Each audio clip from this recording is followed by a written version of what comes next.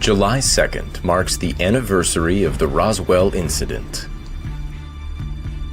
World UFO Day. A day for truth, curiosity, and collective action.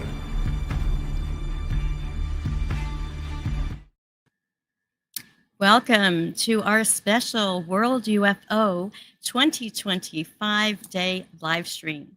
I'm Lesley Klein, and I'm so excited to host this today. I'm also the Florida State Lead for Citizens for Disclosure. And I want to thank you for joining me today on July 2nd, the 78th anniversary of the Roswell Incident. This is often considered the start of modern UFO awareness. So tonight is all about curiosity, connection, and action. We'll explore historic stories, meet passionate activists, and hear how you can get involved. Feel free to drop your thoughts and questions in the comments from wherever you're watching. We'll be answering them during our live Q&A later in the show.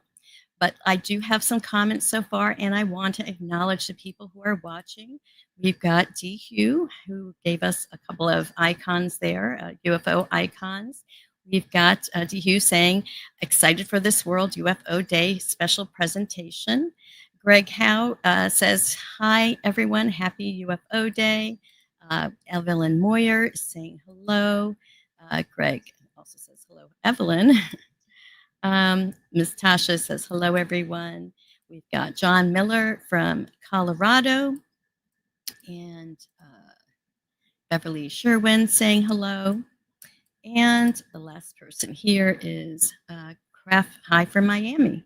And another one, hello to all. Tim, I'm not even going to try saying your name. And we've got Matthew Gregory from Salem, Virginia. So I'll come back to these as we go through the program. And, let's see. I want to share with you that we're going to begin right now, and this is where history meets possibility. The World UFO Day was celebrated in 2001, and it was started by Haktan Akdoğan. He's a Turkish UFO researcher, and he envisioned this day as an opportunity to raise awareness about UFO phenomena and advocate for the declassification of government files regarding and related to unidentified flying objects, also known as UFOs, now termed UAPs. So up first, I'm honored to bring you a recorded conversation I had with Dr. Richard O'Connor. He is the curator. Let me take this picture off. He is the curator of the Jesse A Marcel Library in Montana. As you may or may not know, Major Jesse Marcel was the first UFO whistleblower in the United States who handled ET craft debris. And his son, Jesse Marcel Jr., worked and became friends with Dr. O'Connor. So here is Dr. O'Connor. I got to know him, over the years, working side by side with him in the operating room. One evening, not too long after I arrived in Helena, I was watching a television program, a documentary about UFOs, and Dr. Marcel showed up on the program that I was watching. And I was really surprised, to see, because I didn't know anything about his connection with Roswell. Probably didn't know that for maybe a year after I arrived here. But then watching this program, and I saw him, and so the next time we worked together at St. Peter's, I asked him, what's this about? Why did I see you on this program that had to do with UFOs? And, he went into the explanation of how, when he was an 11-year-old boy living in Roswell, and his father was the chief intelligence officer for the 509th Bombardment Group there at Walker Army Airfield, is what it was called back in 47. and that his father, was called to investigate a crash that occurred near Roswell, and he went out and did his investigation and picked up some crash debris and brought it home and showed it to his wife. Vi was his wife's name, and to my friend and co-worker, Dr. Marcel, who was 11 years old at that time. And he told them that this was no plane crash, that this was in fact a flying saucer that not of this earth. The following morning we went out to the site where the crash was, and what I saw, I couldn't believe there was so much of it. It was scattered over such a vast area. So we proceeded to pick up as much of the debris as we could, load it in a wagon. We filled that up. It took us a good part of the day to do that, because there's such small fragments that we had to do a lot of picking. We found a piece of metal about a 1.5 to 2 feet wide and about 2 or 3 feet long. Felt like you had nothing in your hands. It wasn't any thicker than the foil out of a pack of cigarettes. But the thing about that got me is that you couldn't even bend it, you couldn't dead it. Even with a sledgehammer would bounce off of it. So I knew that I had never seen anything like that before. Our house happened to be on the way to the base, and this is in the wee hours of the morning. So my dad, knowing that he had seen something very special, wanted my mother and myself to look at this also, because as he said, you'll never see this again. So what he did, he stopped off at the house, awakened my mother and myself, and again, the wee hours in the morning. It's summertime. I've been playing all day with my bicycles and things like that. I was 11 years old at the time, however. And he brought us into the kitchen, and I saw a smattering of this strange debris on the kitchen floor that he had pre-positioned. He said, "Look at this. I think this is what you call a flying saucer or remains thereof." My dad drove the debris into the base that night. I think it was that night or maybe early next morning, where he was assigned by Colonel Blanchard to fly the material to General Ramey's office in Fort Worth. This was flown in the belly of a B-29 under armed guard. That's where the cover-up began, in General Ramey's office. So when my dad got home, he sat my mother and myself down and said in no uncertain terms, "You will never talk about this. This is a non-event." And his father would have known that. His father was a bright man who had extensive training in the military and recognizing different aircraft and aircraft materials, and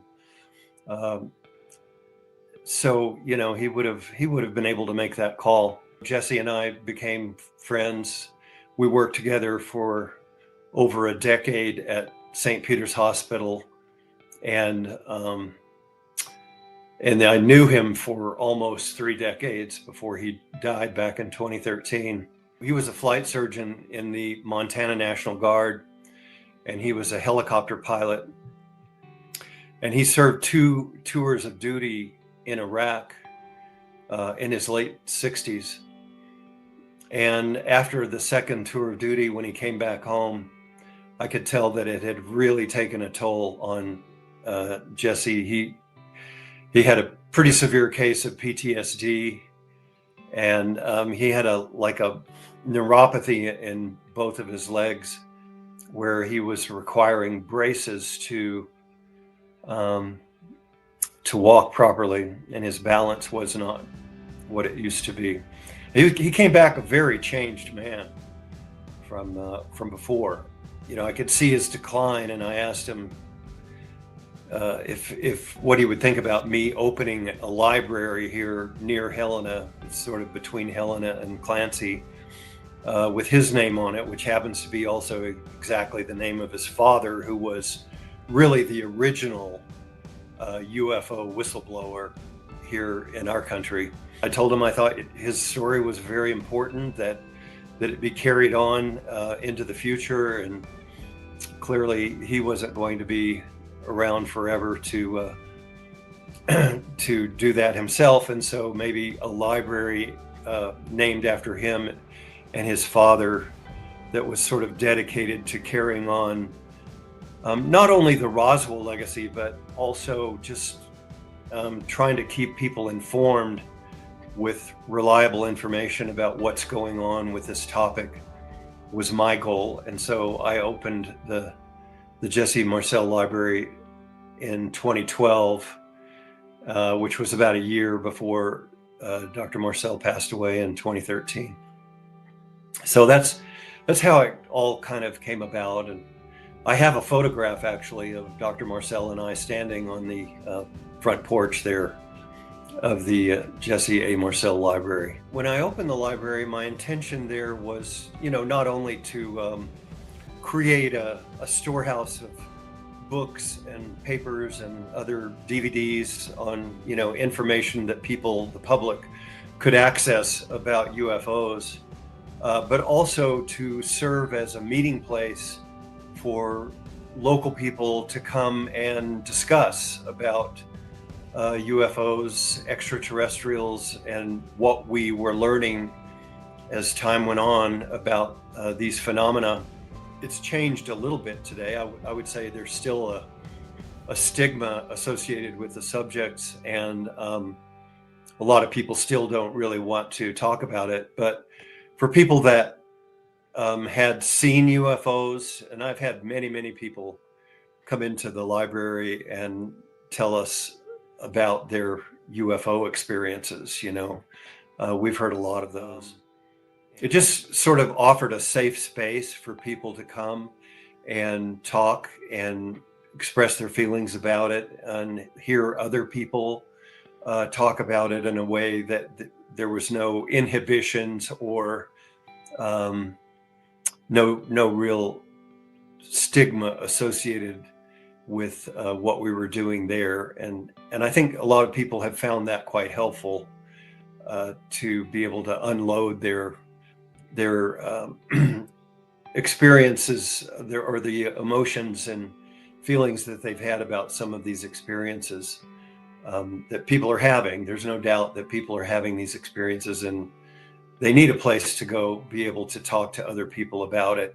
And so that was one of the purposes of the library, was to be that kind of a place. And for me, what was a big eye-opener was at the December 2017 New York Times article.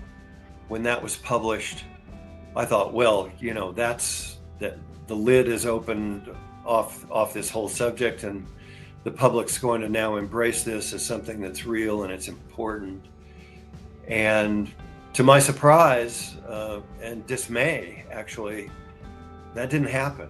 The public still, and even today, is kind of remained sort of unresponsive to what I see to be a very important topic, and one that's worthy of a great deal more of attention than it seems to be getting from the mainstream press and from the general public. And so I guess the disappointment that I felt in that just made me think that, well, I put a lot of effort and time into these meetings and curating what we have at the library, at the Jesse A Marcel Library, and all of that time and effort just seemed to be like for nothing. If the New York Times couldn't get the public's attention about this subject and its importance, then I just kind of felt like, well, what good am I doing outside of little old, Helena, Montana here with this library where 20 or 30 people might show up for a meeting. And so that sort of took the wind out of my sails for a little while. But now, since we've had other people like David Grush, Colonel Carl Nell, Admiral Tim Gallaudet, and Luis Elizondo, Christopher Mellon, we've had some really, really credible individuals now that have been speaking up about this reality, that we're not alone on this planet, and that we need to be paying attention to what's going on with UFOs and extraterrestrials, and really begin learning. Everybody needs to be learning all they can about this, because this is this is, in my opinion, going to change the course of our entire civilization, and may do that pretty soon. So right now, at the library, we're having meetings more frequently since I became involved with New Paradigm Institute and Montana Citizens for Disclosure.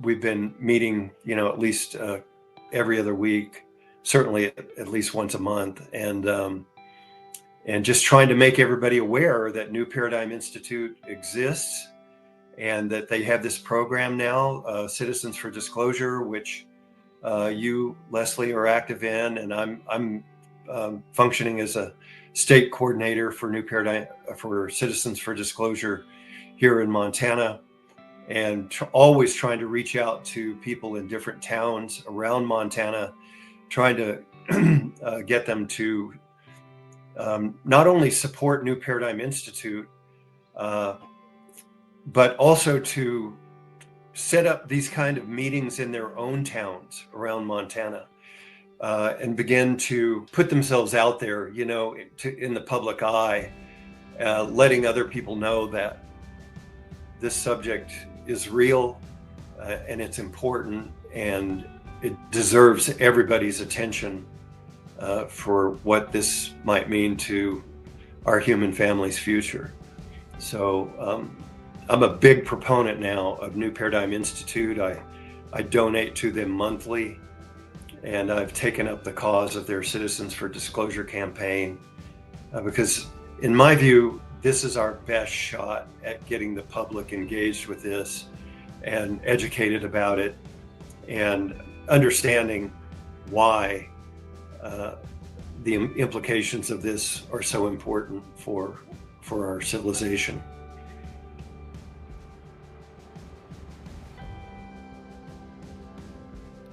So thank you, Dr. O'Connor. And if you want to learn more about the library, you just go to www.jaml.org. That's for the Jesse A Marcel Library. And the meetup that he was talking about is the website, or the way to get to that is meetup.com/JAM Library. And so we had a couple of comments, so I do want to share those because I do appreciate you guys, participating with us, because this is a joint effort. So I don't know if we got this one. Matthew Gregory says hello from Salem, Virginia. Bruce Davis, he's with the Citizens for Disclosure in New York. And hello from Miami. Paulina Ali is saying hello there. And we've got Douglas Ross saying congrats to Lesley. Thank you. Giorgio Piacenza, he's coming from Peru. He just came to our Florida Citizens for Disclosure meeting. Thank you, Giorgio, for the success of this event. And it's a success because we're all part of it.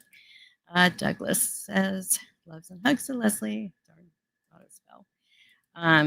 Greg says that he was so glad that Dr. Marcel saw the library before he passed. He passed, I think, just about a year after.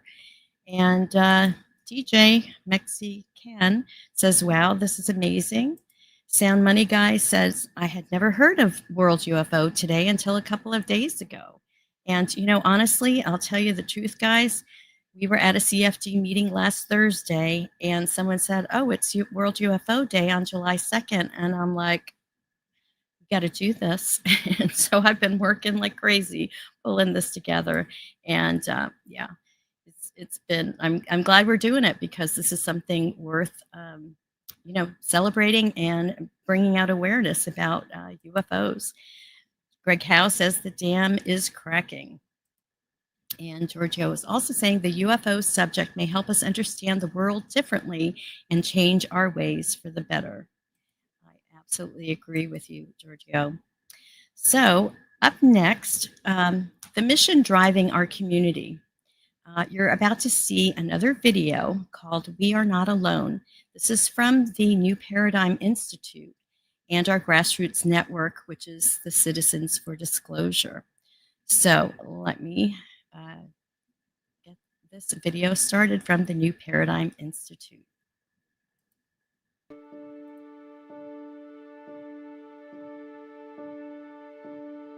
In the vast cosmos, we stand at a pivotal moment in human history.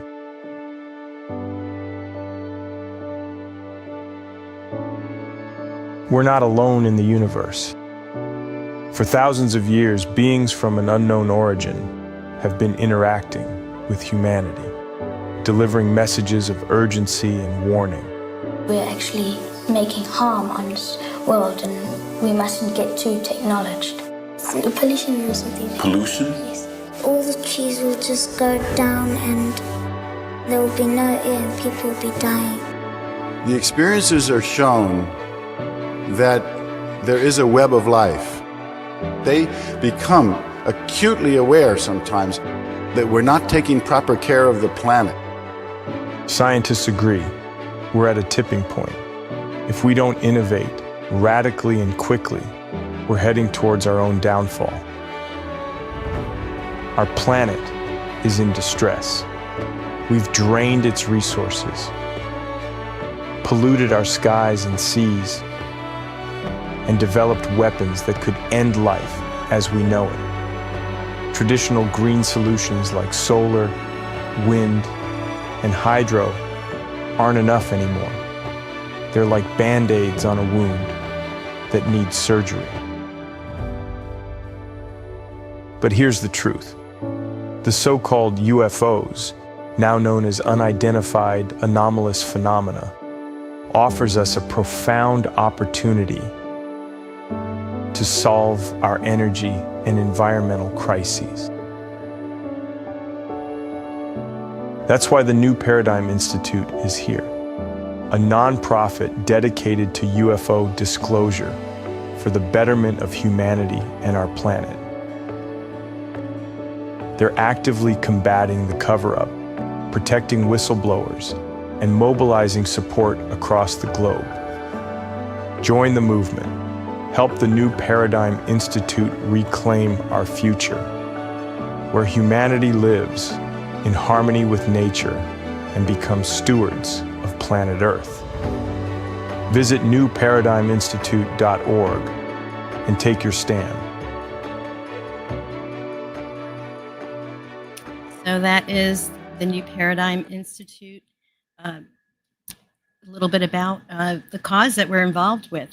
And I got a couple more comments here from DJ Mexican. They say that we need to spread the word and ask the government for disclosure. How do we do that? What a perfect question. Dan is also saying, he's from San Diego. Thanks for all your good work on this most important topic. Keep up the good work. Thank you, Dan. But, you know, DJ's question here, this is one of the reasons we're doing this program. And I'm so excited right now because, you know, World UFO Day is not just about looking up. It's about stepping up. We're turning curiosity into citizen-powered action. And I'm now thrilled to introduce two incredible leaders, Lesley Harrison and Olivia Cantu, are national volunteer coordinators who help manage and grow this nationwide and worldwide volunteer network. So please welcome to the stage, Olivia and Lesley. Thank you so much for being here. Thank you for having us, Lesley. We're really excited to be here. I'm excited. You know, we just brainstormed this thing last Thursday, and boom, we did it. We got it together. And yeah, this DJ asked a great question here. How do we do that? And so this is we'll start with that question. How do you think, or what, I mean, obviously, Citizens for Disclosure was created so that we can take action and demand our government to release the information that they have. So either one of you can start. Sure. I mean, it's a fairly new project. It just started in February 20th of 2024 by the Chief Counsel, Daniel Sheehan, for New Paradigm Institute that runs under the Romero Institute. So we're just getting started. We're just going out there and we're creating a grassroots transparency campaign. And it's people powered. It's an initiative dedicated to advocating for full disclosure. We call them UFOs and aliens. The new terminology is UAP and NHI. but they're one and the same. And our mission is basically to educate and mobilize. And I'm going to let Lesley Reid jump in here because they know all about mobilizing communities. Thanks, Olivia. Yeah, this work, I actually joined the Romero Institute prior to the New Paradigm Institute being launched. And it was, for many, many decades, it was a private project of Daniel Sheehan, who is both our president and our general counsel. And so Danny has always been on the cutting edge of everything, whether it was, the Silkwood case or some of the other cases that he has worked on around nuclear disarmament or the Iran-Contra case. I recognize that this is once again something that is really cutting edge. And as someone who was born and raised in South Africa, where I didn't live in a country that had free speech and allowed people to speak their minds and get involved in things that are perhaps not what the average person gets involved with, say. So what I did was I was involved in the liberation movement in South Africa on a very small scale as a teenager and as a young adult. And I recognized the importance of there being full transparency between people in power and the people that they are representing and serving.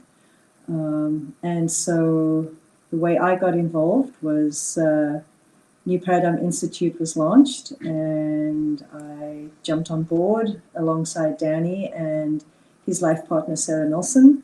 And here we are today with our primary goal in getting organizing committees in all 435 congressional districts. So full steam ahead. That's right. Go ahead. Go ahead, Lesley. Olivia. I just wanted to jump in and say how important the grassroots aspect is. Mm-hmm. Like, you lead Florida, and we have many other CFD leaders who are taking on the cause. And right now, one of the biggest things we're doing is we're targeting 119 legislators in 4 committees. And these 4 committees are very important because they have a say as to whether or not we're going to be able to successfully push for UAP disclosure and the whistleblower protection. So we're targeting the House Armed Services Committee, the Senate Armed Services Committee, the Senate Select Committee on Intelligence, and also the House Permanent Select Committee on Intelligence. And Lesley, as you know, all of the CFD state leaders are actively promoting by calling and emailing, and then ensuring that the list of volunteers is also involved in doing that. And it's 2 a day right now. I think we've already successfully reached out to Congressman Don Bacon and Congressman Bell, and Congressman Jack Bergman. I had Senator Michael Bennett's office tell me what is going on. We're getting so many phone calls, and that's what we want. So if you're out there and you're listening to us, reach out. We can get you connected so that you too can be a part of the noise that needs to happen, because disclosure is only going to come through the people. It's you guys, the people who are out there. You take this message, amplify it, share it with as many people as possible, because it's up to us to demand the right to know what's happening. And so to directly answer that DJ Mexican's question is, how do you get involved? Well, you go to newparadigminstitute.org, and when you get to our landing page, you will see a link to Citizens for Disclosure. You click on that link, you fill out the form, and then we connect you with your state coordinator. Very simple process. Now, I did want to ask you both. I know you talked about this specific action that we're taking right now, but can you talk about what kind of actions you expect the volunteers to take? So from the small actions to the big community actions, like this event right now. Sure. So we have various levels of involvement. The biggest one, of course, is like you, a state lead who would be in charge of running the entire state. And that would encompass ensuring that we communicate with anyone who signs up as a volunteer through the website, communicating with them, setting up social media, and then making sure that we have bi-weekly meetings so that we can create a space for people to come and talk about their experiences and to get more information and to be around like-minded people. And then we have people who are doing campus outreach. We have people who are solely focusing on social media only. It all depends on what level, of time that you have and ability. So there really is no small role. And I think our state leaders can attest to the fact that any support they can get, they'll be grateful for, because there's so much to do. And I think, leading off what Olivia just said, it's really important to us that we recognize what strengths that you bring to the table. And so success builds on success, right? And so we are not going to give you a task that is too onerous. And we also provide a tremendous amount of support. So, for example, if you need flyers created or posters, we have a graphic artist, we have a team on the back end. We are small but mighty. And so what is key for us as organizers is really to provide our state leads and all our volunteers who step into leadership roles with all the administrative support that they need. And already we've had people who have gone to conferences, festivals, they've tabled outside shopping centers, they've called their senators. In fact, one of our Northern California folks actually has a meeting with one of his senators. So there's so many different doors that you can enter this movement and get involved. And you don't have to have any organizing experience. We teach it all to you. Wanted to share that comment. So let me ask you this. How do you measure success?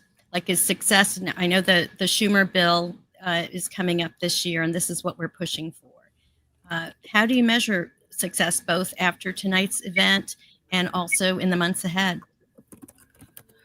I think the best way to measure success for UAP disclosure is going to be when we see every single state light up with people speaking up and making that demand, because right now there's just so much confusion.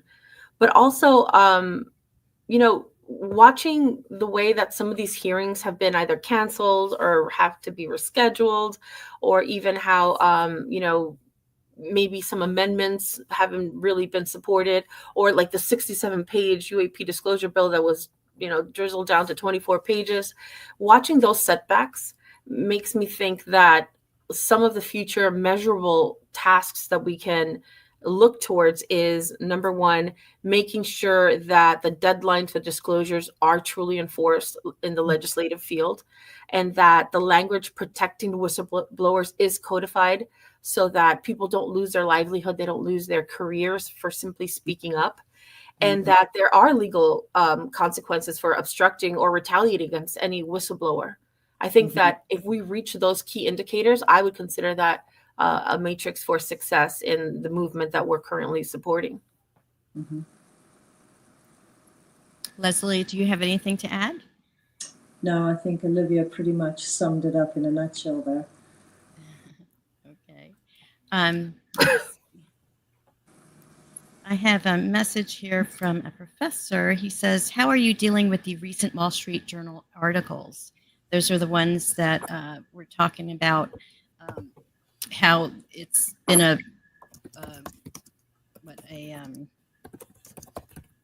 help me out, guys. They were saying that the UFO phenomena was, I'm not sure how to put it, was a cover-up or disinformation that they were putting out. Well, you know what? They're going to keep coming. How do we deal with that? The same way we deal with all the other ones that come every day. For those of us who are experiencers, who have seen this with our own eyes, there's nothing you can tell us. I mean, you can say it's all, Army related programs, and that, you know, none of this is real, that people are just getting paid to go and confuse people. I mean, we even hear things religiously, right? They're demons and they're coming from other dimensions to confuse us. I mean, I don't know. All I can go by is as an experiencer, what I've seen with my own eyes and what I stand up to protect every day. And we get used to it. It's not the first journal that's going to come out. It's not the first article. They keep coming. That's just the way it's going to go. That's why we have to fight. It wouldn't be a fight if we didn't have an enemy, right? So how do we see it? Like just another day. And also along those lines, you know, in addition to, so I'm an experiencer as well. And in addition to that, there is the whole scientific side of things in the scientific community, where we have professors, I mean, even starting with Professor John Mack back in the day, who almost lost his job, which in fact is how Danny Sheehan got really immersed in all this work.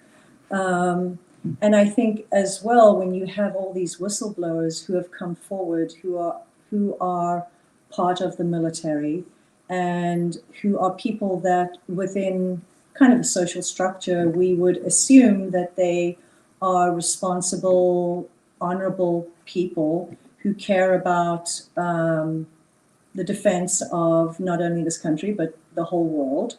And if they're coming forward with concerns, I can't imagine why people would make something like that up. In addition to that, just recently, Kevin Wright, who is our public relations and policy liaison, wrote a paper on this whole topic of disinformation. So if anybody is interested in getting a copy of that paper, you can email me directly. And my contact information is on the New Paradigm Institute website, or I can share it with you right now. And I'll be happy to share that white paper with you that Kevin wrote. So yeah, I have a scientific background. I'm a sociologist. Show me the evidence and give me the information to read, and I'll analyze it and make my own informed decisions. I mean, I think a lot of other social movements that have launched, and in their early stages, we were all told it was, not legitimate, and look where we find ourselves today. You know, in that article, when they were talking about debunking the alien material in the secret Roswell alloy, I read about that yesterday, I think it was, right? It's interesting because they talk about tracing it to mundane origins and so forth. And that's just one thing. I mean, could that be possible? Of course that could be possible, but that's just one tiny thing. As far as like the military disinformation tactics that they discussed, though, how they say that some of these stories could be a smokescreen to protect classified weapon testing.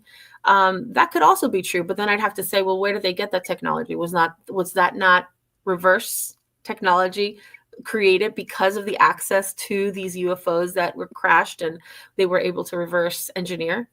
So I don't know, unless someone's willing to speak up from behind those departments, it's always going to be a pitter patter. Which is why protection of whistleblowers is key. That's right. That's why we need to step up and protect them. Mm-hmm. And one thing I really love about being part of this organization is that there's so much information, and it's hard to, like, you almost have to be, because I haven't yet read the article fully that Kevin Wright wrote, but I have a general sense of what it means, but I couldn't articulate it. But there's so much information. And what's nice is that the information that comes from New Paradigm is vetted. So we know that it's, truth, because there is so much confusion. So ladies, that, he's actually going to join us to explain the document to us later. Oh, Kevin is? Yeah, he's gonna be joining us at the CFD meeting. So if anybody wants to join, I don't know if there's a way that you can share our emails with them, or that they can, because I see Anthony Miller saying that he can't share the website to the Wall Street Journal, also by Kevin Wright. Yeah, I'm not sure. I've got, Google the NPI website, which is the newparadigminstitute.org. in Wall Street Journal. Yeah, because I think everything is on the NPI website, so it is there. It is. All right, ladies, so we need to move on in the show. Is there any last word that you would like to share with us before we go? We're so proud of you. Thank you for the space you're creating. Go ahead, Lesley. Well, and also the thing that I would say is it's absolutely enthralling and super exciting to see how we have almost 3,000 volunteers signed up within the United States, and we actually have just over 400 people internationally. So this movement is growing so fast, and it is just quite exhilarating to, you know, kind of be part of the crest of the wave, so to speak. Right. So, It's we the people in action, you know? well, you know, the other thing, Grassroots. well, and the other thing too is I can't tell you how many people have called in, and I've connected them with their state coordinator, and they said, I thought I was the only person in the state. And so now you have all these people who are building community and realizing, wow, my next door neighbor, three doors down, is an experiencer or actually believes in UFOs. And so for me, as a community builder, it's really exciting getting people together who have a common interest and a common passion. And just being part of that process is great. All right. Well, if you can stick around for later when we have the Q&A and when we have our panel discussion, in case there's some things that people would like to hear from you at that time. Sure. So thank you, Lesley and Olivia. Your leadership makes this entire movement possible. And now it's time to amplify the voices from the field. We've got several different people here, and let me, I'm first going to talk about one of our state leads. His name is Alan Benz. He's the Arizona Citizens for Disclosure lead. And, you know, we have a WhatsApp thread, and he is always posting information about UFOs. So I kind of consider him a historian, a UFO historian. He's been actually studying UFOs since 1967, which is just 20 years after the Roswell crash, and he's in Arizona. Let's see, he's not able to be here tonight because he's at a local World UFO event in Arizona right now, and he wanted me to share this vision that he actually kind of tipped me off as to where World UFO Day got started. As I told you earlier, it was from the UFO, Turkish UFO researcher, and his name is so hard to say, but the mission is of World UFO Day. They say that we believe that UFO and alien life are as logical as mathematics, laws of nature, and evidence-based science. By science. We of the World UFO Day make it our mission to present information about UFOs and extraterrestrial life in a fun and understandable way to the general public. We believe that there is a community out there that has a wish to unite in their common beliefs, and we make it our goal to give people the tools and the focus on World UFO Day to celebrate the fact that there is more out there. And the vision of World UFO Day is that we envision a world that has collectively accepted the existence of alien life forms.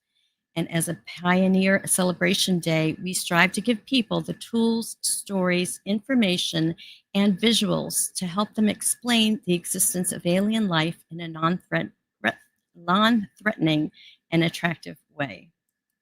So let me go to the comments here before I bring the rest of our panelists on.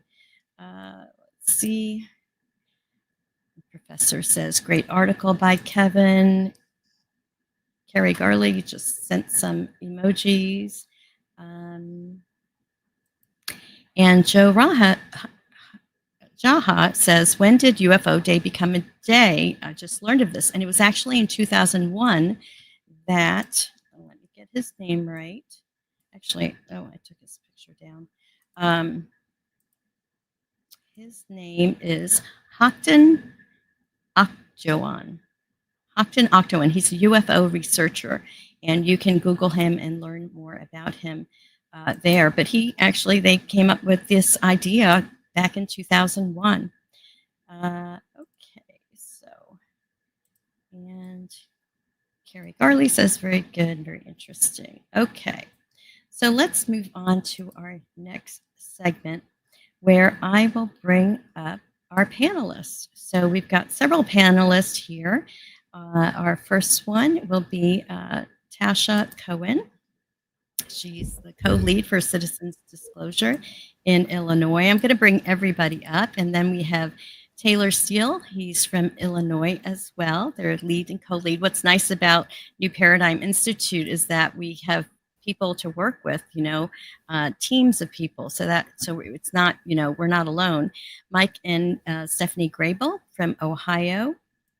And we have Melissa Lloyd from Missouri, and she's a campus outreach lead. And let's see who else we have here. We've got Victor Vigiani. He's from Toronto. So when I said it was worldwide, Victor is in Canada he's actually the director for Canadians for Disclosure, and they are doing a great job lobbying their parliament. And we have Anthony Miller. He's with the Virginia. And let's see, I got everyone up here.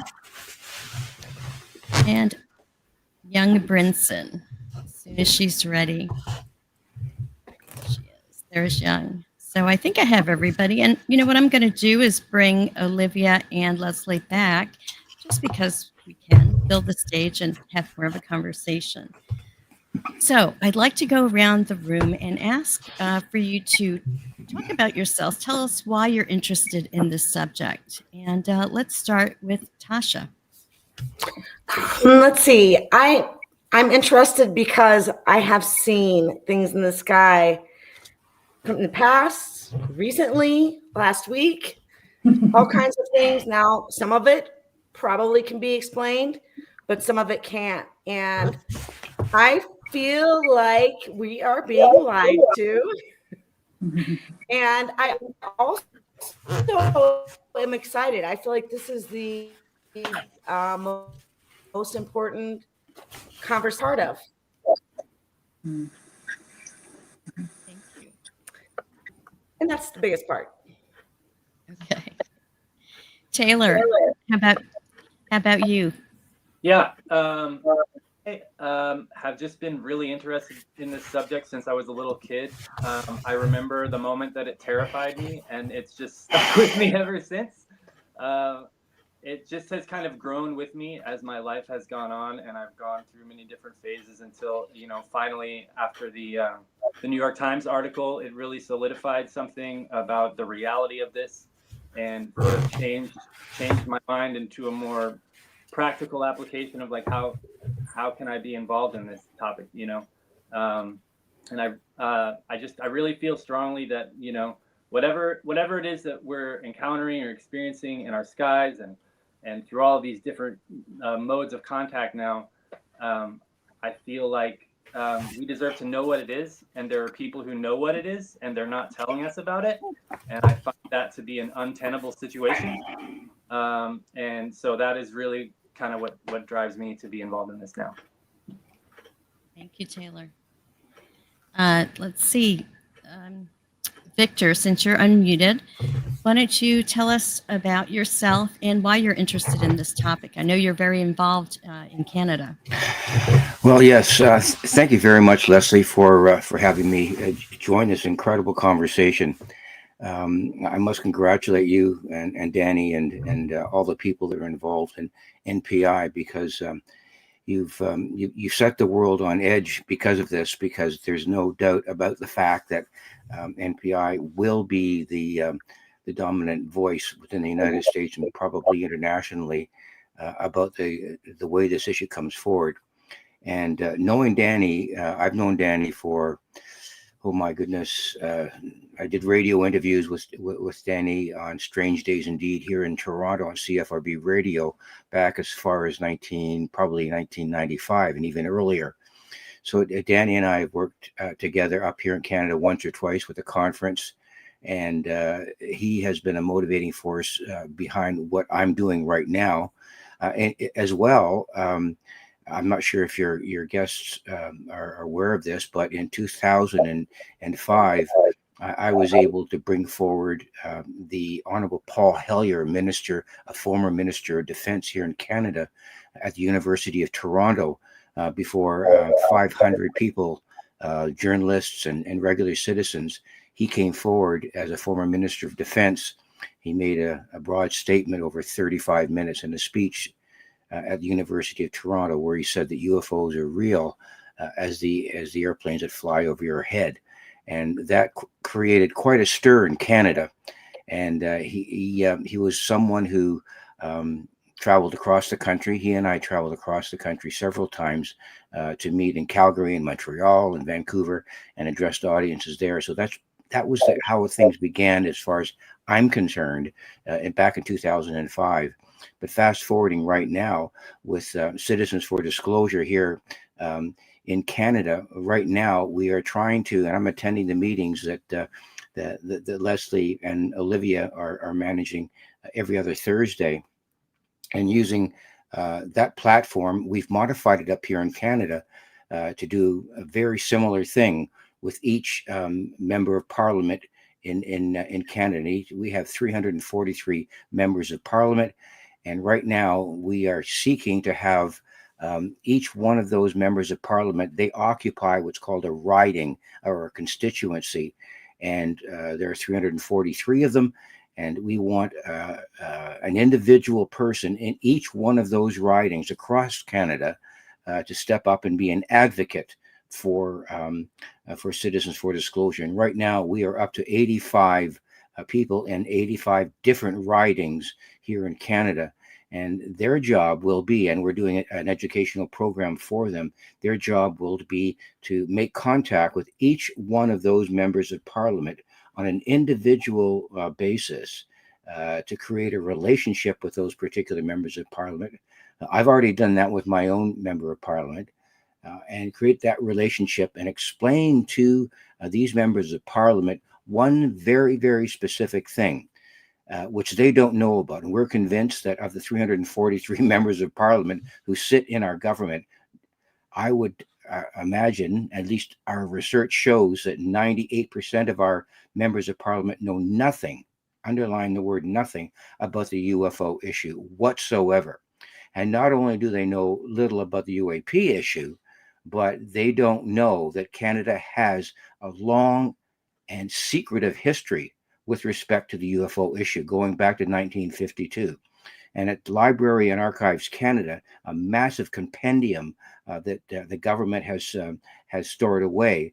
In that compendium of files, Library and Archives Canada, there are 9,500 UFO files, of which none of our members of Parliament know that they even exist.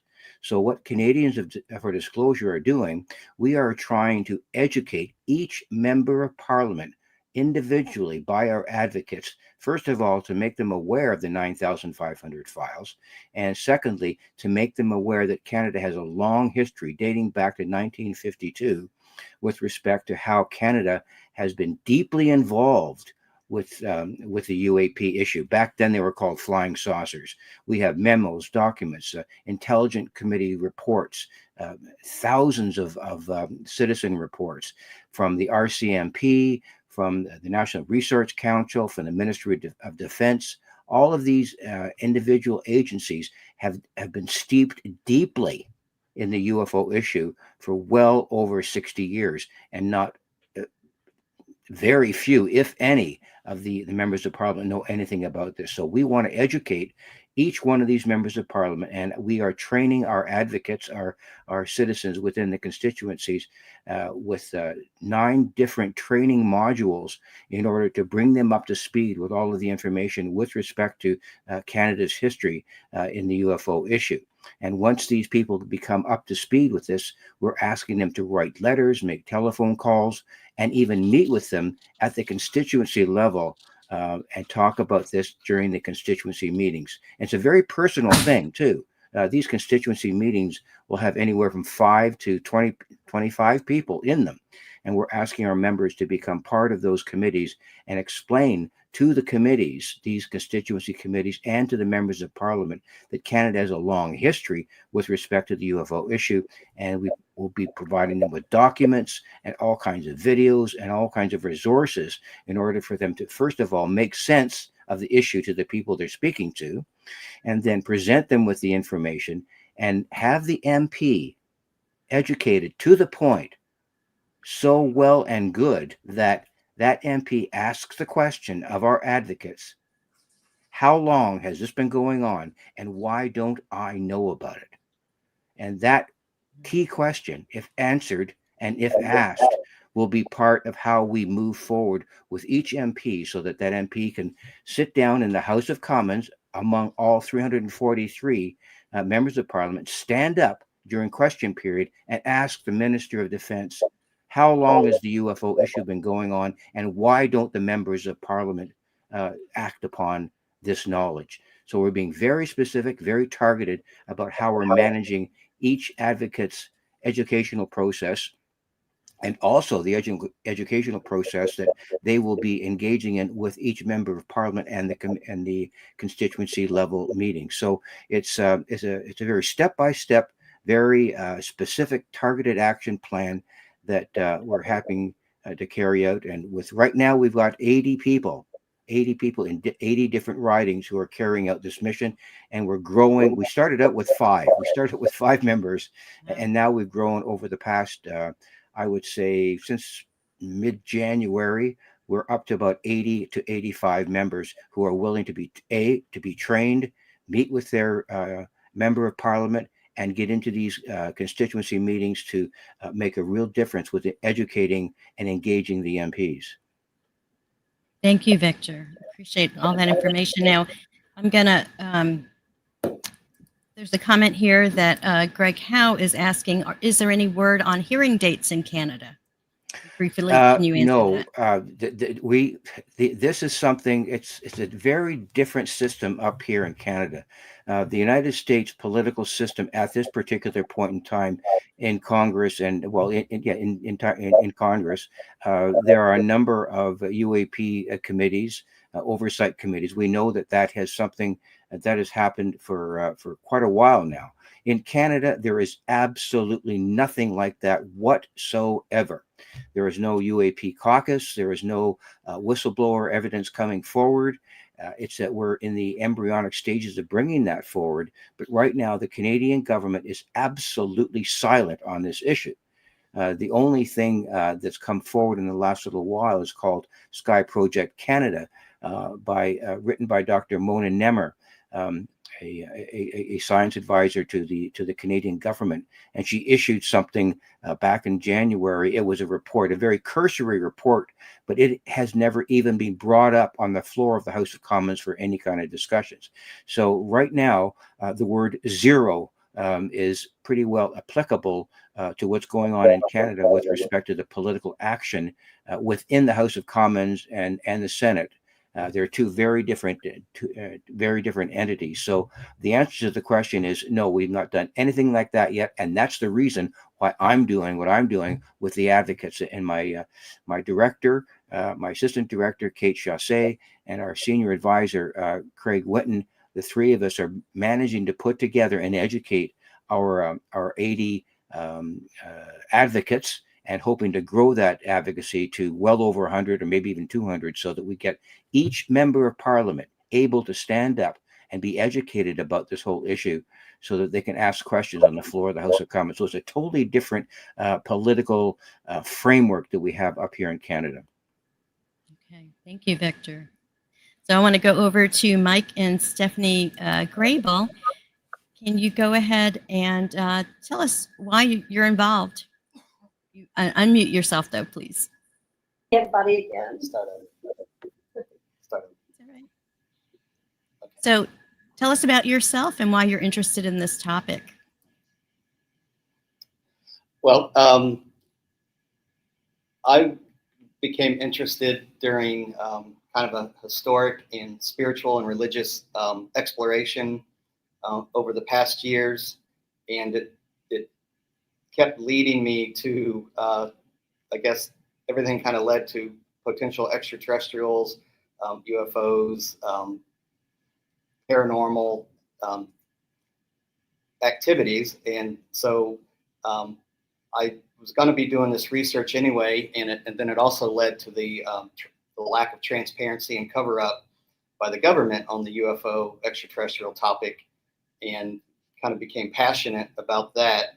And I figured, since I was going to be doing research and self-education anyway, I might as well use that energy to help educate and activate Grassroots. So that's why we joined MPI and Citizens for Disclosure to help the cause of full disclosure. And Stephanie, what about you? Well, from a young age, probably 5, 6 years old, I had experiences, and to say one's an experiencer, there's a long scale. You've got seeing an orb versus being abducted. So I realized there's a lot in the middle. So through my life, just having different anomalous and paranormal experiences, and loving history and loving space. And really it was through my search for truth about human history and human civilization. And again, the love of space, it was like a natural, organic path that kind of led to this, where I am now. And I noticed, because I'm a big seeker of truth, I always want to know the truth. And I was so frustrated to see how the government has gone far and beyond to hide this. And I'm frustrated and angry that I can't get my answers and information that we all deserve as a human family on this planet. So we also, Mike and I, we are so eager to talk to other people that are part of this community, and it's very difficult to find. So when we found out about, and we've been watching Danny for a very long time. So when we found out about Citizens for Disclosure, that was our green light. Like, well, there we have it. Now we can be part of this community. We can reach out and start influencing full disclosure and me getting to my truth. One thing I wanted to add, Lesley, and I was guilty of this for many years. I thought the being part of a democratic process in this country was voting in November, and that was all that I had to do to be a responsible, part of this country. And I've come to realize that that's not the way that you get things done, especially when we've allowed our government to keep secrets, not only on this topic, but obviously on many others. And so that has also spurred my passion to help educate and activate grassroots folks to understand that there's a lot more to being part of a democracy and the responsible actions than just voting, showing up at the ballot box every November. Very, very good point. All right, thank you. Let's go over to Anthony. Can you tell us about yourself and why you're involved with the Citizens for Disclosure movement? Thanks, Lesley. I'm involved from the Virginia area, just outside of DC. Personally, my background is in open source intelligence. I worked for government contractors in the DC area. I know the environment here. I know how people think in these communities. And I got involved in this movement once I saw very credible, high-ranking people. I saw traces of government contracts related to UFOs and UAP and anomalous phenomena. And that made it like freaking real for me. Even though I always was interested in this topic from more of a sci-fi perspective, once I saw and actually did my own digging, I realized how significant and credible this topic was. And on top of that, with my background in my professional background, I was literally monitoring and analyzing narratives in the media for various government agencies around geopolitical issues. So I had a very clear understanding of how our government and also how private enterprise tracks and monitors information in the information sphere, which is all over the internet and traditional media and social media these days.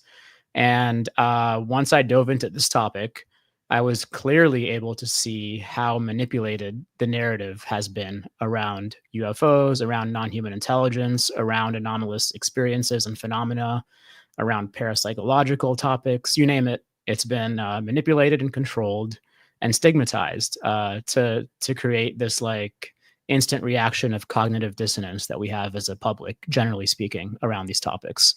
It causes that giggle factor in polite society, right? So it's this gaslighting of the public, of experiencers, of which I am one as well. This gaslighting, this hiding of the truth, the deception. We live in a society in the West built on secrecy, built on lack of transparency, unfortunately. And it's a structural issue we have that seeps all throughout our society. And with this topic, it's prevented us really understanding that there is a greater reality out there, full of potential, full of others in our midst that may not be as other as we've been told. And yeah, it motivated me. It pissed me off. It got me excited. It re-enchanted life for me. So that's why I'm doing this. I want to raise awareness to the general public. I want them to be where we are, to see how important this topic is for any sector of society, for your family, for your religion, whatever it is, this topic hits it. So that's why I do this. Thank you. We've got Dr. Melody is here. And I wanted to add also, we have Derek Brassard. I can only have, let's see, 1, 2, 3, 4, 5, 6, 7, 8. I can only have 10 people on the screen, so I had to take a couple off. So don't take that personally. So let's go to now young Brinson. You're also with the Virginia CFT, so you're the co-lead with Anthony. So tell us a little bit about yourself and why you got involved with Citizens for Disclosure. Hi, Lesley. Thank you. Yes, I am the Virginia State Coordinator co-lead with Anthony, and very similar to Anthony, my background is also working on different government contracts, and most recently it was a DoD contract. And personally, I have been an experiencer for most of my entire life, and I am Native American. I'm from the Jiduehaga Nottoway tribe of Virginia, and I'm also African American. And so I'm an Afro-Indigenous woman who knows very well how deep in our culture, being Native, we have talked about the Star People for a long time. And I think that with my experience in the government and just who I am, because if everyone on this call knows me, I'm just always myself, and I can just be a little all over the place sometimes, but it's just how I am. It's just really rewarding to be a part of CFD. And I also would like this to finally get out because I too am tired of being gaslit by people in the government and in high places that just want to continue the secrecy for their own profit. So yeah, that's a little bit about me. Thank you. And let's go over now to Melissa Lloyd. Melissa, can you tell us a little bit about yourself and why you've gotten involved with Citizens for Disclosure, specifically on the campus front? Yes, Lesley, thank you for having me on and having everybody on from the organization. It's a very important organization, and I'm thrilled to be a part of it. So a little bit about me. I split my time between Missouri and Arizona, and I'm an attorney.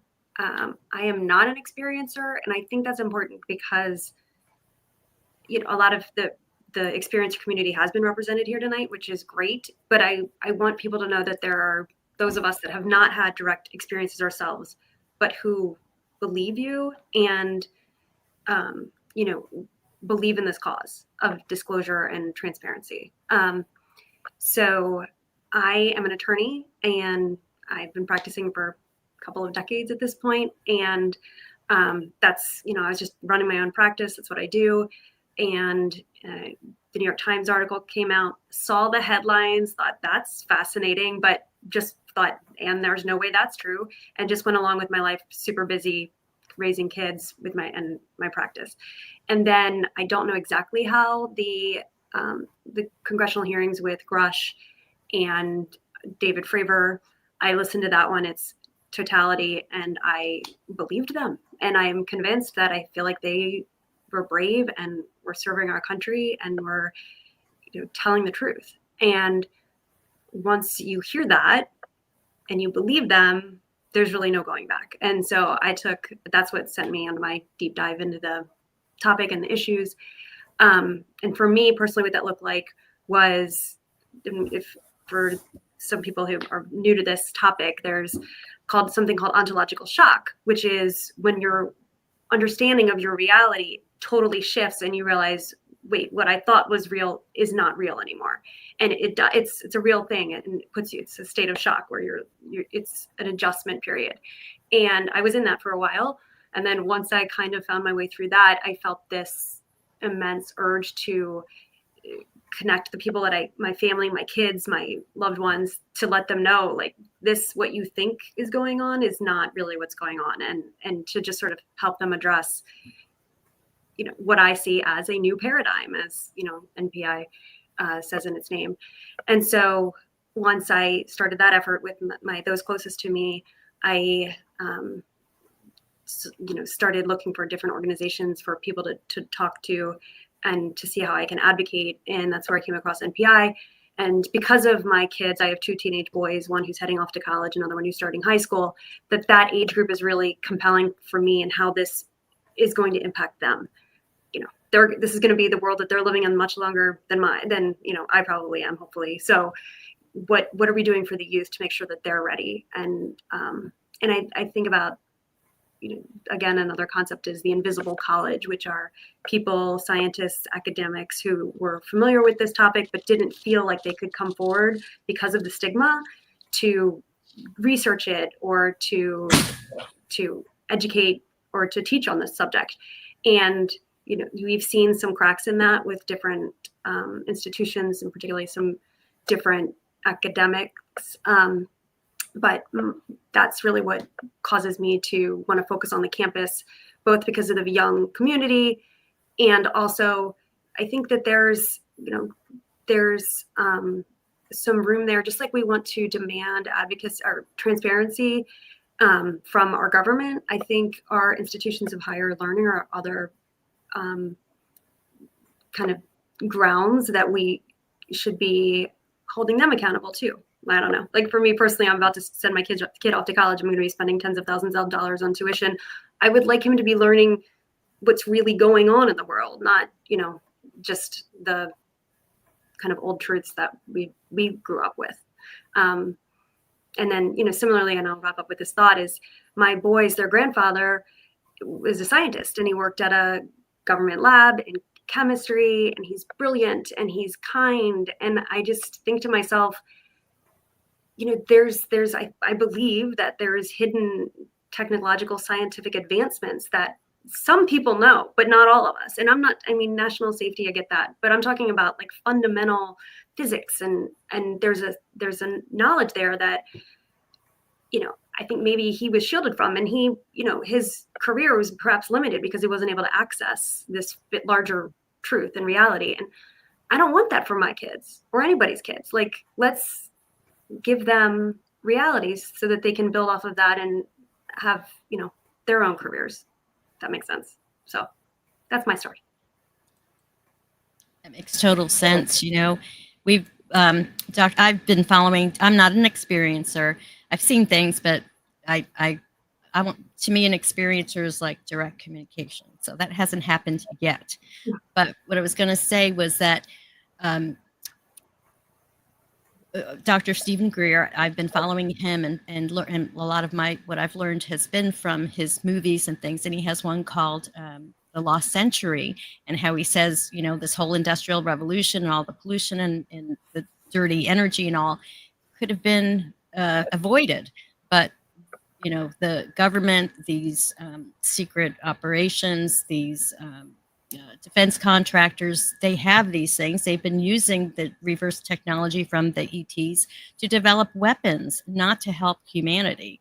And so that's one of the reasons I'm very involved in this, because I'm passionate, about the future and want that accountability. So let's now go to Derek. Derek, can you tell us a little bit about yourself? And I know you're with Alabama, and why you're interested in this subject, why you joined to be the state lead in Alabama. Oh, well, all right. Hi, my name is Derek Broussard, and initially I'm from California, which will explain why I don't have a Southern accent. But I initially got involved in the subject just by reading Bill Cooper's "Behold a Pale Horse," and once I read that, cover to cover, I was absolutely blown away at the amount of deception and what was being proposed.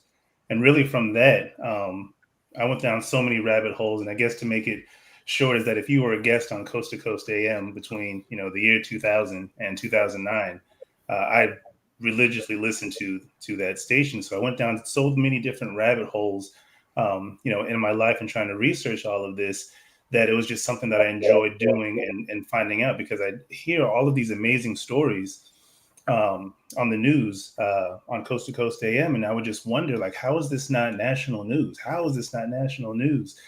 And so, after a while, I just kind of dedicated myself to reading various different books from David Icke to, Jordan Maxwell and everything, in between.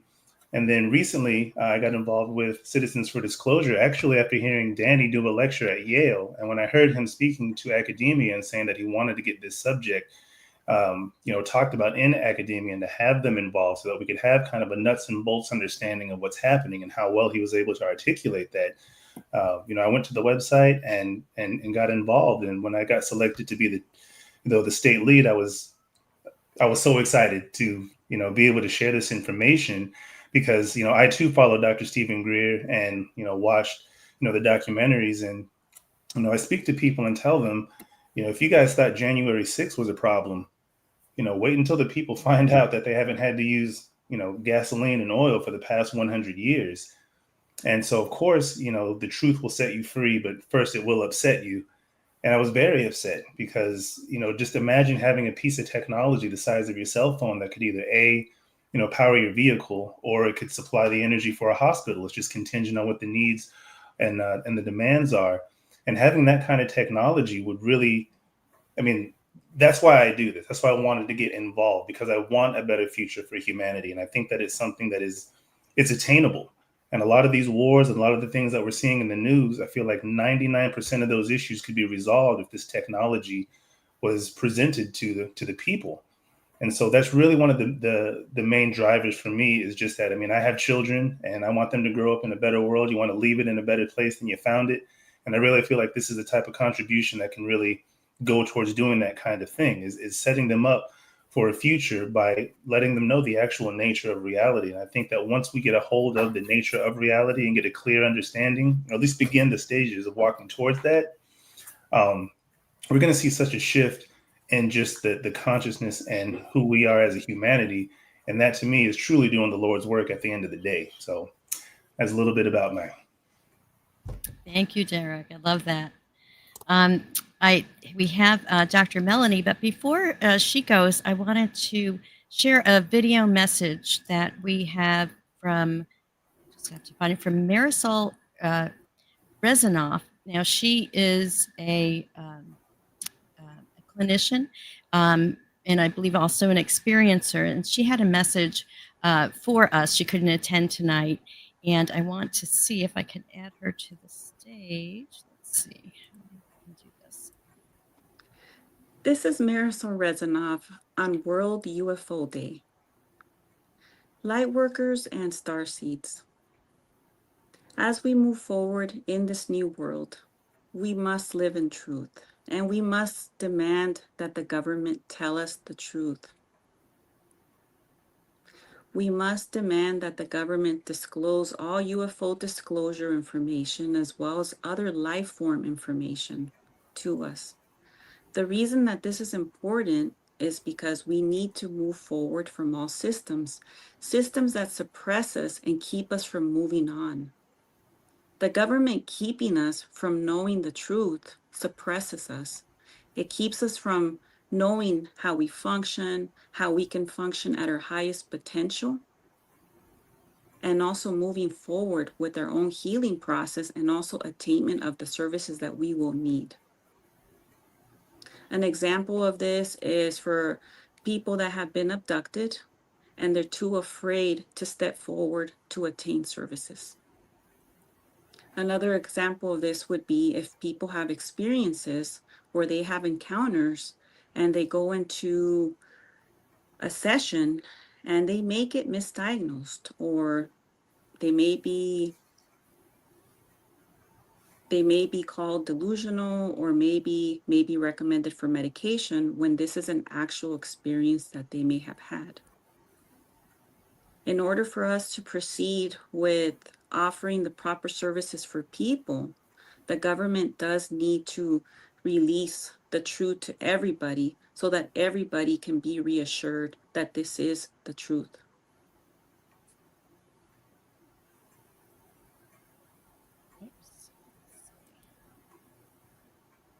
So she had an important message there because she's dealing directly with abductees and experiencers who may have been misdiagnosed, who get put into facilities, or, it's an issue. Besides the other side of it, where the technology that we're missing. Now, Dr. Melanie Barton, she's my co-lead in Florida, so I've gotten to know her better, and I wanted to kind of bring Marisol in to kind of set the stage for the work that people like Dr. Barton also does. And Dr. Barton, would you like to follow up Marisol's comments and tell us a little bit about your background? Sure, be happy to. I'm Dr. Melanie Barton, and I'm in Tallahassee, Florida. I, too, have been an experiencer since a young child. And in that process, over time, they taught me many things, and they prepared me for when, in 2016, I met Kevin Briggs, who is in regular contact with the Council of Eight. A group of us were selected to work with Kevin to be the Earthly Council of Four. And we met the council through him channeling. We did research on it. We documented what we did, and there's a book now written about it called Forbidden Knowledge. It's written by Kathleen Marden, who's the niece of Benny and Barney Hill. And as a result of that, I was introduced to Shiva. It's Sheeva. She is a watcher and at the right hand of Ra, R-A-H, who is the watcher of the Council of Eight. And through our work with them, they were teaching us how to prepare the world for them making an appearance called the Great Reveal. And they told us that that was going to happen, but we had to first have personal connections with the council, and then we were to spread the word. So since 2016, I have been spreading the word to many groups. I too work with experiencers and people who have been abducted. And as a result of doing the work with Shiva, I now meet with her on a daily basis, and I get instructions from her. And I was instructed by the council that I was to become part of the Citizens for Disclosure so I could help prepare the world for their appearance. They're telling me that they want to come to help us. They want to come to help guide us. They're not here to overreach what they can do, but they are here because we need them. And so every day when I work with them and I meditate, I write down what they tell me. I'm also doing research that Jimmy Blanchett started with the walkie-talkies. So when I get a message on the walkie-talkies, if you want to know more, you can email me or call me. And when I get a message, then I meditate on it, what it means, and then I interpret it. So I'm very happy to be doing this work. I feel that I'm called to do it. I know that it's real. I know because I've heard the stories of some people of what their events have been. And I'm just here to help and support in any way I can. So thank you. Thank you, Melanie.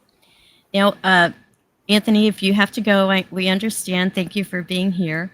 But I guess my question is, since I'm not an experiencer, some of you had said that you are, I'd like, if it's okay, if you feel comfortable with it, to share some of your experiences or any messages that you've gotten from the ETs that you've communicated with about, you know, like what Melody was saying, that we need them, that we need their help, but yet they're not going to impose their will on us. It's not the psyop that they've been telling us. So does anyone feel comfortable sharing any experiences they've had or any messages from the ETs? I can go. Okay. I can tell you of one experience that I had with them in 2017. I was very ill with some chronic illnesses. I'd had a UTI for 14 months, and a 7-foot tall Arcturian and a 3-foot tall ET gray showed up in my bedroom. I woke up and they said, "We're here to work on you to heal your body." And they did work on me. I went back to sleep. They told me to go back to sleep. And when I woke up the next day, there were 3 fingerprints on the inside of my thighs where they had worked on my bladder. And I did get better. So they let me know, and they taught me, working with the council, they taught me how I can go into the healing chamber and I can take other people into the healing chamber. And it's been very effective in me meditatively taking people into that chamber. And when I tell them I'm going to take them into it, I have them lay on their bed and just be prepared mentally for what happens. And often there is an improvement in a short period of time. That's fascinating. Is there anyone else that would like to share any experience? Yeah, I can go. I stuck around for a bit after hearing. Good, After I heard Dr. Melanie's story, I was not aware of that actually. So that's amazing, and thank you so much for having the courage to share that. My first experience was actually there was substance involved, so it was with psilocybin mushrooms, but I had created a protocol to access altered states involving meditation and breath work in addition to this, as well as a few other modalities I had researched. And it was done specifically with the intention of contacting higher intelligences. And it was the first time I'd ever done anything like this. And the first time I tried it, this was in 2023, I had what I would call like a telepathic communication that was also visual in my mind's eye. So my eyes were closed. I was lying down. I was listening to shamanic drumming type of music. And the being that I saw visually appear before me in my mind's eye resembled the depiction of the Egyptian god Ra or Horus, like a falcon or a hawk, having a head of a falcon or a hawk, but a human's body. And I had never been into any of that stuff. This was not something I had researched, and this being appeared to me, and I was blown away with feelings of love and interconnectedness and familiarity. And it was like a religious experience. It was a million times more religious than anything I'd ever felt. And there was a lot of communication that happened. There were probably eight or so other beings around that I could not see, but I sensed their presence. So this is why Melanie's story kind of stuck with me when she said that. I'm not familiar with the story of the Council of Eight, so I'm going to look into that. Very interesting. So that experience for me was life changing, and one of the messages that I received from them was that they had been kind of laying the groundwork for humanity to quote unquote know them again by influencing us gradually without directly interfering through our creatives, our artists, our filmmakers, kind of gradually working to raise the zeitgeist to quote unquote know them again, so we wouldn't be, I guess, as shocked or it wouldn't be as destabilizing to society, to humanity. So yeah, there were a lot of other things that happened, but that's kind of the important part right now. So yeah, I'm looking forward to talking more to Melanie. I did not know her story. Yeah, thank you. I've been wanting to do an ayahuasca, journey. I haven't tried psilocybin, and I haven't found a CE5 group yet to try to really reach out. But I know that if we want to connect with them, it is possible. So does anyone else want to share? Because I do have a couple comments from the audience that I wanted to share. Okay, Tasha, go ahead. Unmute yourself. There you go. I just wanted to say really quickly, I saw a few comments, and I really want to encourage people to go out to the New Paradigm Institute website and join us. You don't have to be like on the committee and busy doing stuff all the time. You could just be a part of our group so that we can network and you can help us advocate. We can spread the word. There's power in numbers. And I can speak for Illinois. We have grown quite a bit just since our small inception, but we really have room for more people. So please join us. That's what I want to say. Thank you. Yes, Victor. If people are interested in, I guess, a pretty specific experience, I have not had any personal experience, but as a principal of an elementary school here in Toronto in the late 1990s, there were a number of children who came forward about their experiences. And one very specific one was a little boy in grade 2. And the teacher came to me about this little fellow. And he had a bit of a behavioral problem in the classroom. And one morning, he came in the door late, and he was holding his lunch bag in his hand, all gnarled up, and his collar was all disheveled and hair. And I said, we'll call him Anthony, okay? Anthony, what's wrong? And he was late for the bell and everything. And I had to settle him down because I knew that if he were to go to the classroom in that condition, he'd be pretty disruptive. So I brought him into the office, and I sat him down in the chair, and I said, just calm down before we go. It looks like you didn't really sleep that well. I said, what happened? And so he was sitting in a chair and holding his lunch bag, and he said to me, they came back. And I said, what do you mean, Anthony? They came back. He said, the little monsters. Now, I should tell you that my relationship with Dr. John Mack was very intense at that particular period of time, around 1996. And Dr. John Mack was very interested in the kinds of things that I was involved with counseling experiencers. And he knew that I had experiences.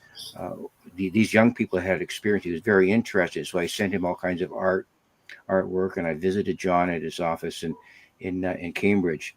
And he advised me that I should not delve into it too deeply with little Anthony. But what I had to do at that particular time, that particular morning, I said, well, what happened to you? He said, they came back. Well, how did they come back? He said, well, they came in through the window. I said, was the window open or closed? No, they came in. The window was closed, and they came in through the window. And what happened next? He said, well, they stood at the bottom of my bed. One of them hid in a corner, and two of them stood at the back, at the far end of my bed, and they just looked at me. I said, what did these monsters look like? He said, well, they were short and they had big eyes. And he just kept on going on and on about the description of these little people. And I said, well, what happened next? And he said, well, that's all I remember, sir. They left by the window and the window was orange. And that's the last time I saw them. And the work that I had done with children on this, through their artwork, demonstrated to me that I guess whoever these beings are very selective about taking children, and because they're not the only ones that has happened to. The aerial school is a very good example of these children seeing that. So I just thought I'd bring that up because it's a very important part of how these beings are manifesting themselves with younger children. I think it's very important that we all understand that.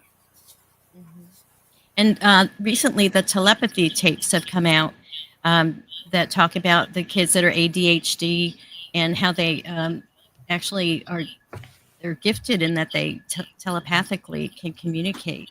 Has anyone studied that or gotten into those? If I could just sort of chirp in on that, because Dr. Gary Nolan was our guest speaker at one of our get-togethers with the group that we're part of, and we raised the question about not only pilots, CF-18 and F-18 pilots are being trained to interact with these UFO craft and actually manage them by themselves psionically with mental telepathy or some sort of form of that. And it's been shown that some of these pilots just can't handle that because their mindset is ultra conservative, and they just can't handle the idea that they may or may not be able to psionically control these vehicles. So what the department of the government have attempted to do is recruit children who show exactly what you're talking about, Lesley. Recruit children who seem to have this ability to telepathically or psionically engage these craft, and they're proven to be very capable of this. Now, there's some really significant problems. There are some in Africa and Somalia and different parts of the world where these children have certain abilities, be they autistic or on the autistic spectrum of some kind, with serious learning disabilities, but yet they exhibit psionic abilities that are far in excess of anything that many adults have. And they're being recruited by departments of the American government. So I'll leave it right there. And it's something that we need to really examine with respect to how these children are being treated with respect to this issue. Yes, and thank you, Anthony, for the clarification that they're autistic, not what I said with the ADHD.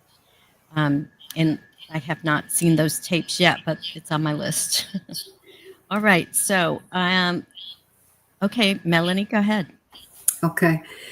In my work of 40 plus years of being a psychotherapist, I've encountered many people who are on the spectrum, people who are bipolar, people who are schizophrenic, and I've learned the most from them because they have one foot in this world and one foot in the other.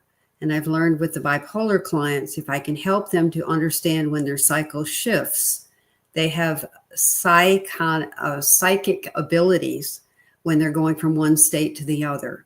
And if I can teach them to not be afraid, then they begin to connect with things in other dimensions and deceased loved ones. And if they're not afraid of it, then they can develop that. And there's things that they can teach me. And I've been their student. So it happens. Awesome. Go ahead, Tasha.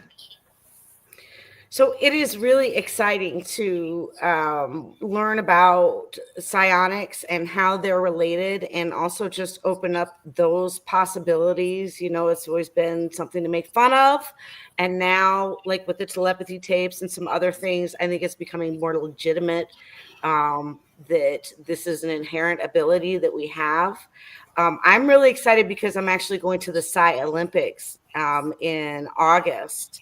And I know that a lot of like the UAP people are involved with that and everything, but I'm not going as a contestant, but I'm very excited to learn and be a part of that. And yeah.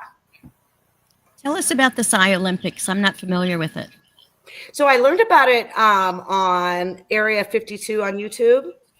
And I'm not going to remember the fellow's name who is heading it up, but it is very much UAP adjacent in terms of, I think a lot of the same people are involved, and the topics that they're going to discuss, some of them are just about psionics, but some of them are about UAP, and they're going to have a competition, I guess. Now, I don't know who's confident enough to go and compete, but I'm excited to take some of the workshops and learn more about it. I believe everyone has the ability, and we've all been told you don't, not to trust your gut.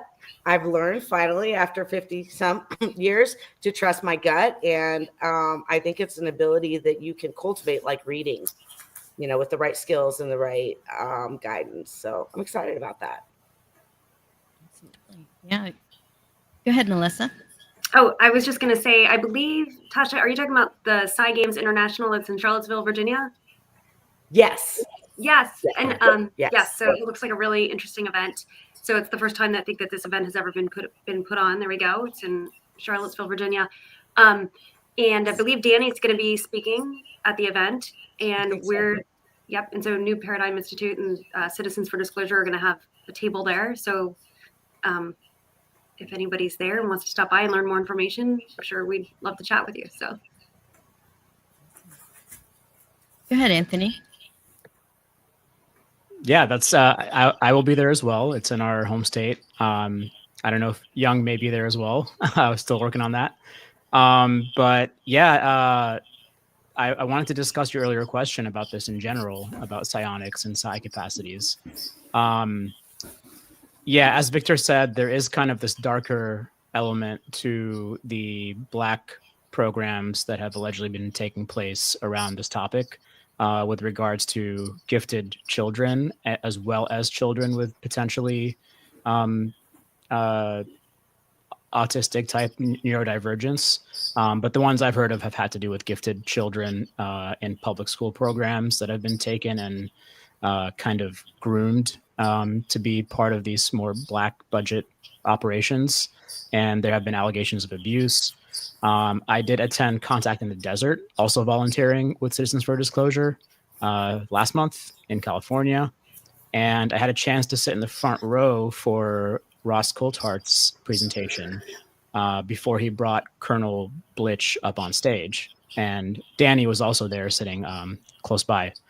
And that speech has not come public yet, but there's a part in Ross's speech where he spends about 5 minutes talking about some of the allegations that are credible that he's heard about what's been taking place against these children in some of these programs, and how he was actually driven to one of these alleged sites where this was taking place. And it's pretty horrible details that he shared. And it sounds like there's some sort of federal investigation taking place around this. So this is just one of the many reasons why disclosure is so important, not just because of the possible good stuff that can come out of it, but because of all of the possible avenues for wrongdoing that have been taking place. Maybe not just by our government, but by elements that have been kind of siphoned off into very compartmentalized or even private entities that have been conducting this for several decades, potentially. Now, regarding the Psi Games, that is kind of the opposite end of this, where there is someone, the guy running it, his name is Hakeem Isler. He's a friend of mine.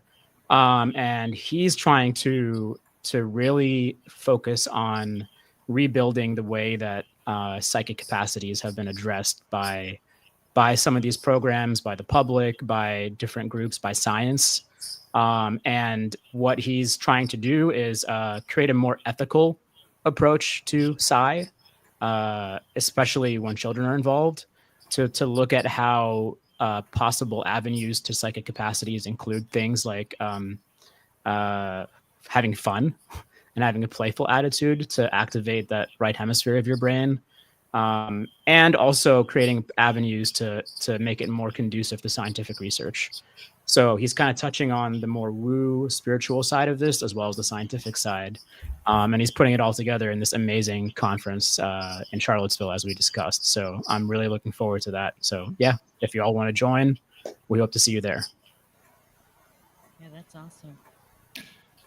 We have a comment from Bebop, says, are these programs related to the troubled teen industry at all?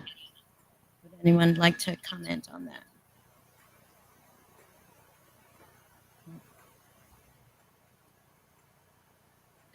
And let's see, we've got several different comments that everyone can read later, but there was one that Michael Coppola had said, a lot of our members are uncomfortable with the so-called psychic aspect of this phenomenon. It would be useful to put this attitude aside. It's all part of the puzzle. And I think we see that a lot when Jake Barber came out with, Skywatcher, and how he had the connection with ETs telepathically. So it's something that we need to address, need to be aware of. That it's, how we, Good Vibes TV is all about raising your vibrations so we thrive. And it's the idea of vibration, meaning where are we vibing at? Are we in the lower vibrations of fear, or are we in the higher vibrations of love? And to be able to communicate with ETs, to be able to meditate, we have to raise our vibration. We have to be in that more playful state, that lighter frequency, and not be so serious. We have to raise our vibration to be able to communicate with them. Would anyone like to share anything along those lines? Well, I will. I mean, I think that, when it comes to psionics, I think ultimately the bigger issue is just trying to understand the nature of reality as a whole. And I know we have a long way to go with that, but I know, listening to, I think it was Dr. Michio Kaku, and the way that he'd explained, string theory, as far as understanding, reality. When he broke down string theory, he told this story, and it really made sense to me. He said, to a fish, the world would be two-dimensional, right? The fish could swim forward, and backwards, and go left and right. But anyone that said that there was a direction called up outside of the pond would be considered crazy. And so to the fish, we as human beings could be perceived as gods. We would be living in this third dimension where we'd be able to reach into the two-dimensional pond and pull the fish out. And now there's new laws of physics that the fish has to understand. There are people moving without fins, and they are breathing without water, which I know is impossible because I've attended university, so I know this. And in a sense, we are the fish, believing that everything that we can see, smell, touch, and taste is all that there actually is, and that the sequestering of that knowledge, that fundamental knowledge base as it relates to physics and reality, is I think what makes it hard for people to kind of get on board or even understand the concept of psionic abilities. As stated before, there's been this really effective campaign to kind of shy away and push it in the sci-fi realms. And so if somebody comes forward and says, I do exhibit some telepathic abilities, and I can do these extraordinary things, there's always that fear of the ridicule. And so I think it's just a matter of individuals getting together, like at the Sci Olympics, and being able to demonstrate these things. And then even more importantly, it's being able to scientifically record this information, to be able to measure it, right? What type of instrumentation is going to be needed to do that? And, out here in Alabama, there's an organization called the Scientific Coalition for UAP Studies. And they're doing a lot of, hands-on research, these, PhD level scientists that are getting together and figuring out what type of instrumentation, would we be using to measure this type of phenomena. And not necessarily if it's boiling down to psychic, but, as far as the UAP issue, being able to measure that type of phenomena, we have these people who are working, diligently to develop these programs. One concept, and if I understood this correctly, some of the engineers, the data engineers over there, are trying to develop like a Google system, if you will, where if you're looking at, you want to have your data sets and you want to enter it into into their system, right? If you're looking at topography and you want to take a look at that in comparison to different flights that were taking place in that area, it kind of condenses all of that data to narrow down a search into what you're looking for. And I think really that's what the general public is kind of looking for, is really that technical aspect of how you're going to measure this phenomena, whether it be psychic or UAP, and then be able to disseminate that in a way that's digestible and not so sci-fi, but also, not so technically jargonful, if you were. Is that a word, jargonful? Using a bunch of jargon that is hard for them to understand. Thank you. I'm going to bring Olivia back on stage because we have the space, because Anthony had to go, just so we have any feedback that you would like. Bebop also said that there are privately, I guess the teen, the teen, trouble teen issue that they were talking about. She says that this person says they are privately run programs. Kids get sent away that utilize attack therapy and coercive control. Some are wilderness therapy programs. So, yeah, people or these agencies, these black ops, have been using children and other sensitive people that can remote view and different things like that. And that's one of the reasons, too, disclosure is so important, so we can stop those abuses from happening. We're coming to time. Go ahead. Oh, you know what? I was going to say, when we were talking about, the use of children in these programs, and I'm trying to remember the details of this, but I believe it was Michael Herrera that was on the Sean Ryan show that had told a story about,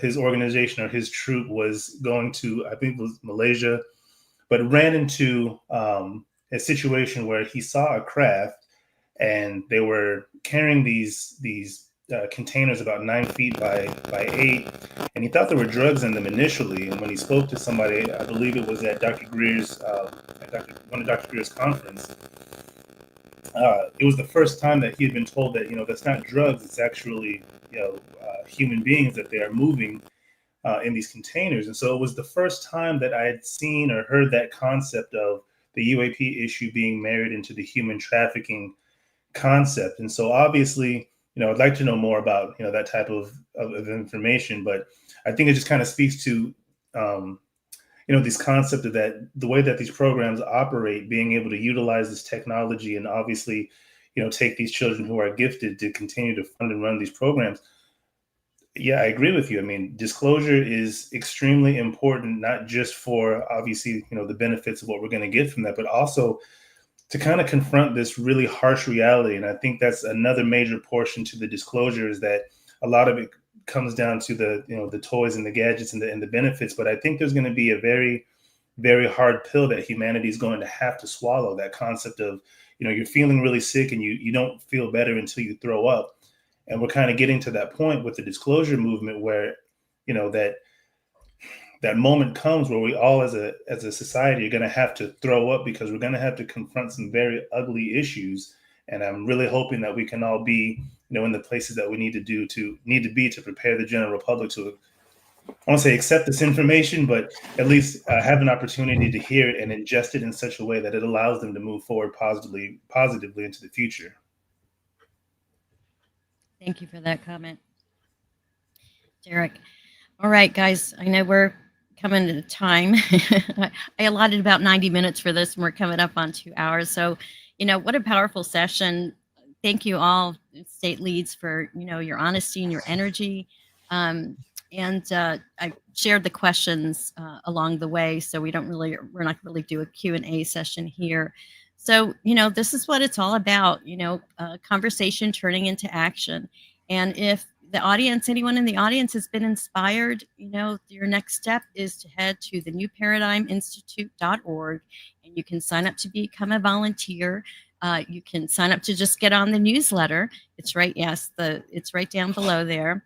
And, you can become a volunteer. There are different actions, and NPI makes it very easy to fill out your name and reach out to your representatives to put pressure, because NPI, the staff and at the top, Danny and Kevin Wright and Olivia and Lesley are working from the top of government, working, meeting with the legislators and stuff, but they need the grassroots. The squeaky oil gets the wheel. So that's our part of all of us, calling our representatives, taking these actions, doing the emails to them, and really being that squeaky wheel so that they make, the right decisions on these bills, and get this amendment passed so that whistleblowers are protected and the truth can come out. So, Lesley, if I could just very quickly before you go, I want to say something about the younger people that are involved with this. I've been involved with this for over 45 years, and it's so energizing for me to see and hear, people like Derek and Anthony and other people of a different generation, of a younger generation, becoming so intensely involved in this issue. When I was involved in it back in the early years, I thought I knew a lot. But what I'm hearing right now with the younger folks, the younger generation that are getting involved in this, it is so hopeful to see and hear such insightful and knowledgeable perspectives on this issue. So I think this generation that's taking over this issue and taking it on in a way that we would never have imagined it, 40 years ago, we are in good shape. So I want to thank all of the younger folks who are stepping up to do this. And if the next generation has anything to do with it, we're in fine shape, folks. And I want to congratulate you all and acknowledge your energy and your forcefulness and your basic. It's a gut issue, and I can feel it in your gut. So thank you very much for doing what you're doing at that generation. Definitely. Thank you, Victor, for being there in the beginning and starting this wave. I think it's a matter of time. We're in the age of Aquarius, which is a time of disclosure, a time of community, a time of grassroots effort.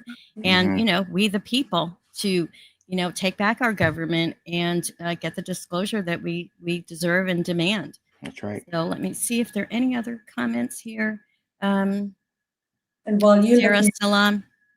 while you're looking for comments, I really just want to thank you, Lesley, for jumping in, boots and all like this. This started as a conversation last Thursday, and you just absolutely knocked it out the park. So thank you very much for us having this opportunity to share this information with a wider audience. And,